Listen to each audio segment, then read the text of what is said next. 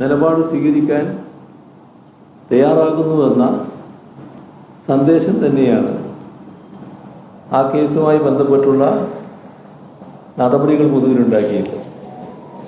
കേസിൻ്റെ വിധിയുമായി ബന്ധപ്പെട്ട പ്രശ്നങ്ങളിൽ അതിൻ്റെ നിയമപരമായ പരിശോധനകൾ നടത്തിയതിനു ശേഷമാണ് തുടർ നടപടികൾ എന്തൊക്കെ വേണമെന്നത് തീരുമാനിക്കാനാവും.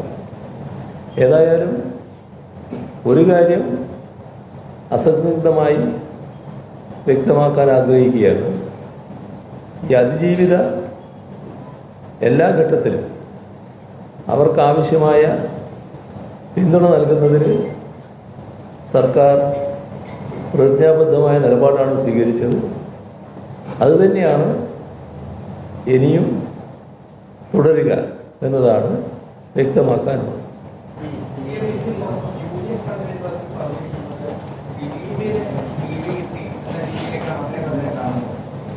അങ്ങനെ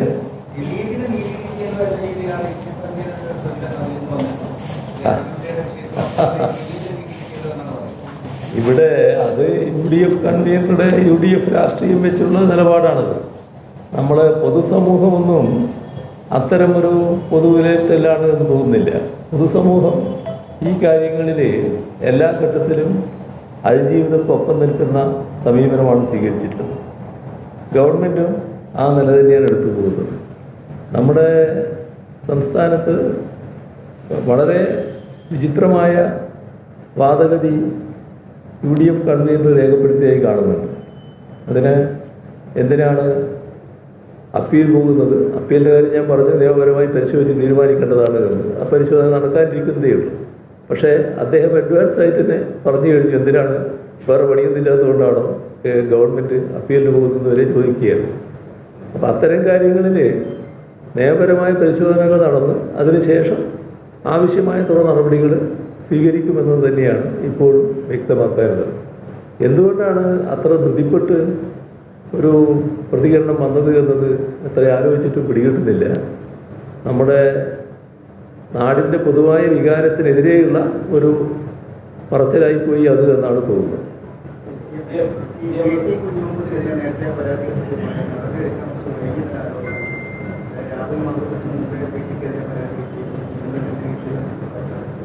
അത് ശരിയാണെന്ന് തോന്നുന്നില്ല.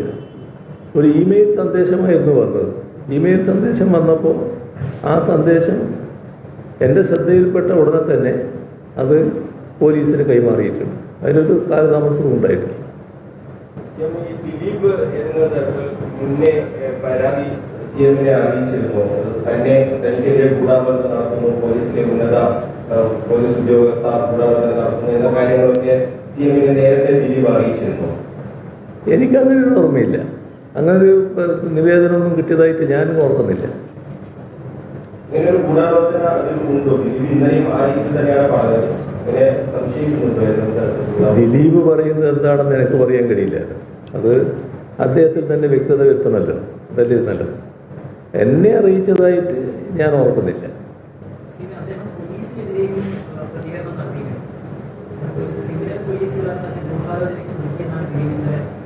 അതെ, ആ പ്രസ്താവന കണ്ടു. അത് അദ്ദേഹത്തിൻ്റെ പ്രസ്താവന എന്തുകൊണ്ടാണ് അങ്ങനെ വന്നത് എന്ന് മനസ്സിലാകാത്ത കാര്യമാണ്. പോലീസിൻ്റെ മുന്നിൽ വന്ന തെളിവുകളുടെ അടിസ്ഥാനത്തിലാണല്ലോ കാര്യങ്ങൾ നീക്കുന്നത്. തെളിവുകൾ മുന്നിൽ വരുമ്പോൾ പോലീസിൻ്റെതായ നടപടികൾ സ്വീകരിച്ചു പോകും. അതാണ് ഇവിടെ ഉണ്ടായിട്ടുള്ളത്.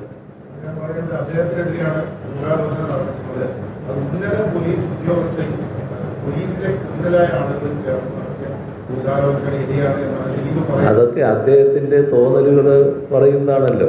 അതിൻ്റെ ഭാഗമായി അദ്ദേഹം ചില കാര്യങ്ങൾ ഇപ്പോൾ ന്യായീകരിക്കാൻ വേണ്ടി പറയുന്ന നിലയുണ്ടായിട്ടുണ്ട്. പക്ഷേ നമ്മൾ കാണേണ്ടത് അന്വേഷണ ഉദ്യോഗസ്ഥർ സ്വീകരിച്ച നിലപാടുണ്ടായിരുന്നു എന്നുള്ളതാണ്. അന്വേഷണ ഉദ്യോഗസ്ഥരുടെ അന്വേഷണം ആരംഭിച്ച ഘട്ടത്തിൽ അവരുടെ മുന്നിൽ തെളിവുകളായിട്ട് ചില കാര്യങ്ങൾ വരുന്നു. ആ തെളിവുകൾ വരുന്നതിൻ്റെ അടിസ്ഥാനത്തിലാണ് അവർ നടപടികളിലേക്ക് നീങ്ങുന്നത്. യഥാർത്ഥത്തിൽ അന്വേഷണം ആരംഭിക്കുമ്പോൾ ഇന്നത്തെ കാലത്ത് നിങ്ങൾ പലരും തെളിവുകളുമായിട്ട് വരുന്നവരാണല്ലോ. അതല്ല അന്വേഷണ ഉദ്യോഗസ്ഥരെ സ്വാധീനിക്കുന്നത്. മാധ്യമങ്ങൾ പല കാര്യങ്ങളും റിപ്പോർട്ട് ചെയ്യുമെങ്കിലും അതിൻ്റെ ഭാഗമായല്ല അന്വേഷണ ഉദ്യോഗസ്ഥർ നിലപാടുകൾ എടുക്കുന്നത്. അന്വേഷണ ഉദ്യോഗസ്ഥരുടെ അന്വേഷണത്തിൻ്റെ ഭാഗമായി അവരുടെ മുന്നിൽ വരുന്ന തെളിവുകൾ ആ തെളിവുകളുടെ അടിസ്ഥാനത്തിലാണ് നിലപാടുകൾ എടുക്കുന്നത്. അതേതെങ്കിലും ഒരു വ്യക്തിക്കെതിരെയുള്ള ഗൂഢാലോചനയുടെ ഭാഗമാണ് എന്ന് കാണാൻ കഴിയില്ല. വന്ന തെളിവുകളുടെ അടിസ്ഥാനത്തിലാണ്. പ്രോസിക്യൂഷന്റെ കാര്യവും കോടതിയുടെ കാര്യവും കോടതിയുടെ മുന്നിലുള്ള വാദങ്ങളുടെ കാര്യമൊന്നും ഇപ്പോൾ എനിക്ക് പറയാൻ കഴിയുന്നതല്ലോ. അതിൻ്റെ മറ്റ് വിശദാംശങ്ങൾ വന്നാലല്ലേ പറയാൻ പറ്റൂ. ഇപ്പോൾ കോടതി എന്താണ് പറഞ്ഞത് എന്ന് നമ്മൾ കാണണമല്ലോ. അതിനുശേഷമല്ലേ അതിനെപ്പറ്റിയുള്ള വിലയിരുത്തലേക്ക് കടന്നു.